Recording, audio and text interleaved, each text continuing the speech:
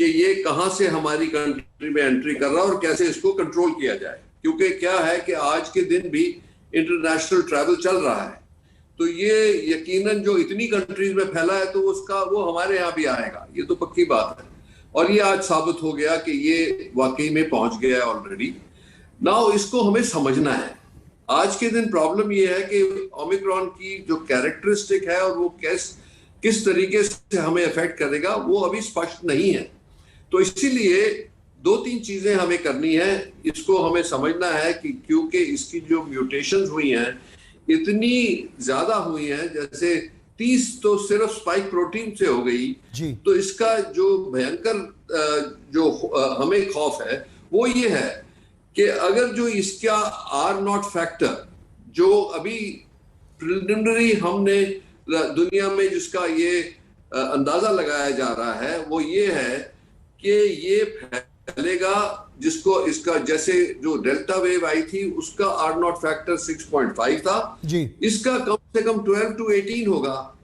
तो अगर जो इतना है तो इसका मतलब जैसे ये कहीं पहुंचेगा वहां पे लोगों को इन्फेक्शन बहुत जल्दी फैलेगी। डॉक्टर साहब, लेकिन ये तो इसका मतलब बहुत डरावने वाली बात है कि अगर वो चंद लोगों को होता था और ये तेजी से बहुत लोगों को होगा तो ये तो जंगल में आग की तरह फैलने का खतरा होगा इसका। यही हमें आज के दिन डर है।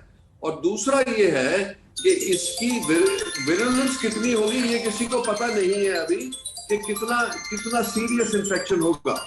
तो हमें इसी का ये प्रॉब्लम है कहने का कि अगर जो ये फैलता है इस तरीके से और लोगों को सीरियस इन्फेक्शन होती है तो ये वेव बहुत बड़ी हो सकती है और देन हॉस्पिटल्स के ऊपर बहुत बड़ा बर्डन पड़ेगा।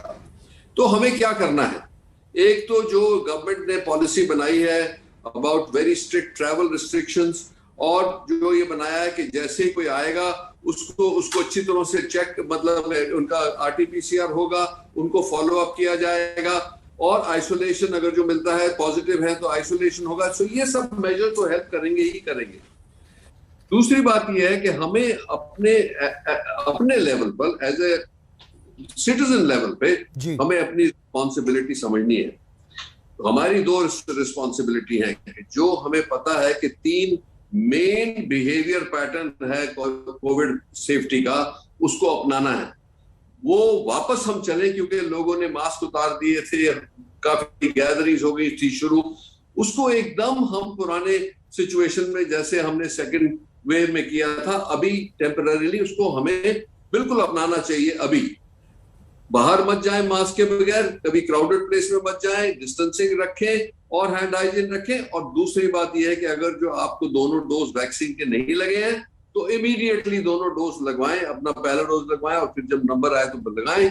और तीसरी बात यह है कि हमें बच्चों का बहुत फिक्र है कि बच्चों की जो वैक्सीन अभी अवेलेबल नहीं है जी, और इसीलिए ये जरूरी है कि हम पूरा प्रयास करें कि जल्दी से जल्दी उपलब्धि हो बच्चों की वैक्सीन की, और अगर जो उनको भी हम प्रोटेक्ट कर सकेंगे तब हमारी सोसाइटी को पूरी राहत मिलेगी कि हम निश्चिंत हो जाएं। क्योंकि आज के दिन ऐसा लगता है कि जिनको 2 वैक्सीन लग चुकी हैं उनको इन्फेक्शन हुआ भी है तो माइल्ड हुआ है जी। ये तो अच्छी बात है। क्या बूस्टर डोज की भी जरूरत पड़ सकती है? और सरकार का आपकी दृष्टि में लक्ष्य क्या होना चाहिए? क्या सरकार का लक्ष्य यह होना चाहिए कि जो सेकंड डोज अभी 40-45% के आसपास है उसको पहले 80-90%, 100% तक ले जाए, या simultaneously frontline workers, health care workers, emergency workers, उनको बूस्टर डोज भी लगने लगे?